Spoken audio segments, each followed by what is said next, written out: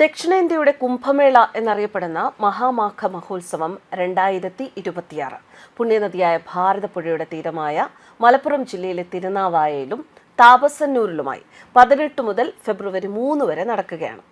250 വർഷങ്ങൾക്ക് മുൻപ് ബ്രിട്ടീഷുകാരുടെ ഇടപെടലോടെയാണ് ഈ ഹിന്ദു ധർമ്മയജ്ഞം അന്യം നിന്നുപോയത്. തിരുനാവായയും നാവാമുകുന്ദനും ഇതിനെക്കുറിച്ചാണ് ഇന്ന് പറയാൻ പോകുന്നത്. തിരുനാവായയിൽ കുടികൊള്ളുന്ന വളരെ പ്രകൃതി രമണീയമായ ഒരു ക്ഷേത്രമാണ് നാവാമുകുന്ദ ക്ഷേത്രം. മലയാളികൾക്ക് ഏറെ പ്രിയപ്പെട്ട ക്ഷേത്രമാണ്. വൈഷ്ണവ ആൾവാർമാർ തമിഴിൽ പാടിപ്പുകട്ടിയ 108 ദിവ്യദേശങ്ങളിലൊന്നാണിത്.